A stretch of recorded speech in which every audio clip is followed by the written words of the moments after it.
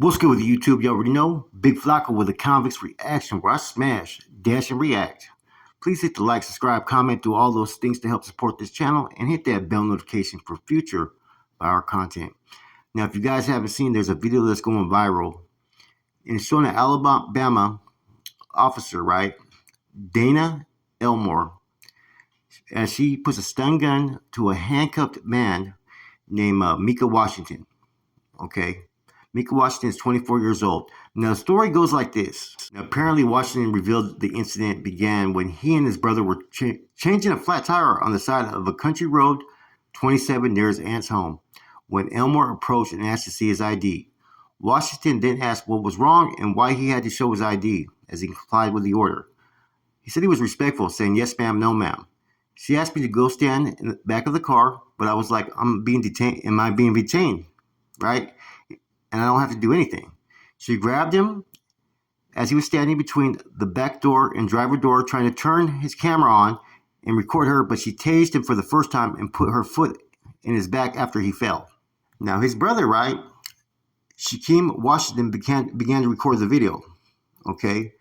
After Elmore ordered the suspect to get up, Washington says he walked to the car in handcuffs and told her that he had a gun in his pocket, which he was legally carrying. This corrupt, abusive officer, right, started to laugh, grabbed the gun that was in his pocket before saying, "Oh yeah," and deployed the stun gun once again into his back. She did it with a fucking mocking, vicious laugh, like abusive.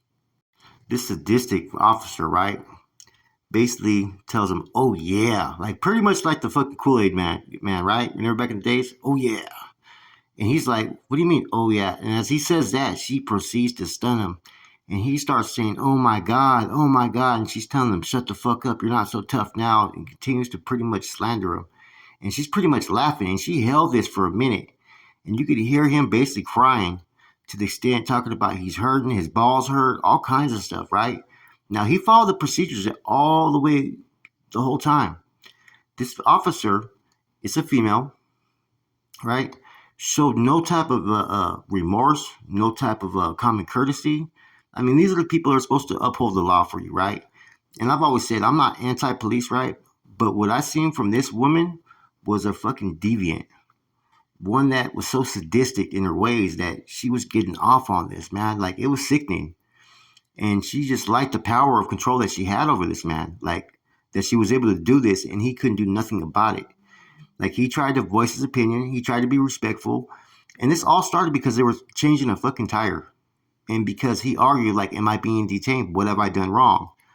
Okay. Now, since then, they've dismissed all charges against him, right?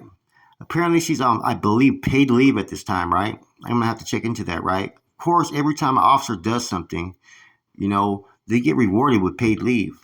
I think they got to hit him in their pocket.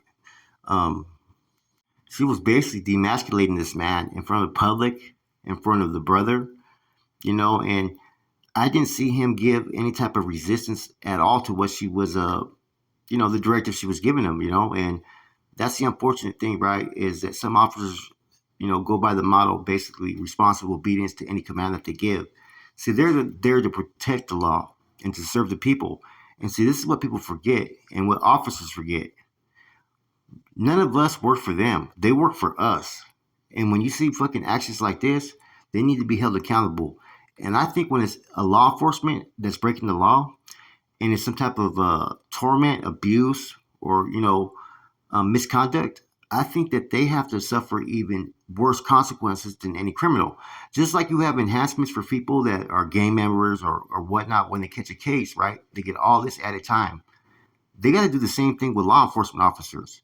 Hold them accountable, as well as any officers that are there. Just because you're not doing the act, I think every officer should be held accountable, okay? Because that's the only way you're going to get other officers to put a stop to abuses.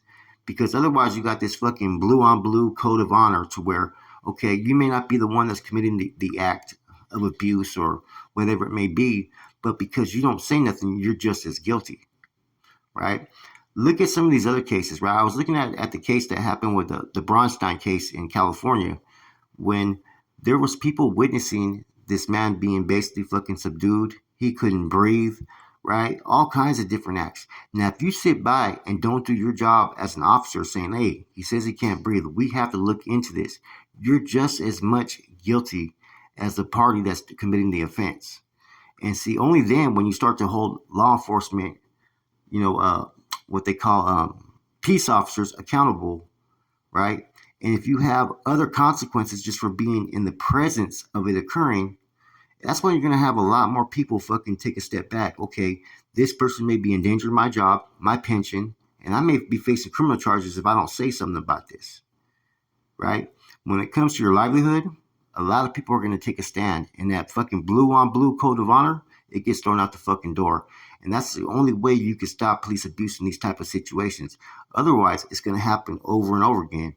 And this is coming from like an ex-convict, that's been through shit. I've gotten into fucking fights with cops. I've gotten fucking, rides where they're putting me in a fucking elevator and fucking running chains through me and beating the shit out of me. I've had all those situations. I've had cops put a gun to my fucking head when I wasn't even 18 years old, threatened me and shit like that. Cops, like I said, they have the tendency to back up other cops, and they think, well, I'm not doing it, so they think that they're actually fucking, like they're doing the honorable thing. Oh, was it me? There ain't no honor, man. If you witness it, you see it, you have a job. That oath you took, it's to protect and serve the people. You work for the people. None of us work for fucking you. So people forget that. And all that fucking, the politics of fucking trying to fucking, cover shit up, man. That's why I thank God for the social media era and thank God for fucking cell phones nowadays, because now motherfuckers can't get away with shit that they got away with for years. Tap in, look at this video, man. Tell me what you think. I think she needs to do some fucking time. You know what I mean? Most definitely stripped of her fucking position, man, and fucking pretty much fucking grandstand for being a piece of shit officer that she is. That's it. I'm gone. Here's the video.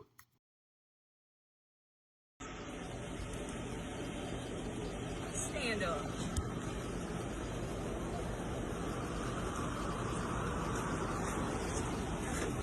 Right there on the front of the car. Stay straight. I ain't doing bro. I got gun right there. I'm not doing that. Oh, yeah. I'm saying, what you saying? Oh, yeah, fuck. I'm not. Oh, my God. Okay. Oh, down. Oh, my fuck. Oh, my God. Oh, my God. Oh, my God. You want it again? No, man. Shut the You was big and bad. Shut your up. After witnessing that, you guys tell me what you guys think in the comments, man. Sad situation, man, that 2023, and we still got police officers acting like this.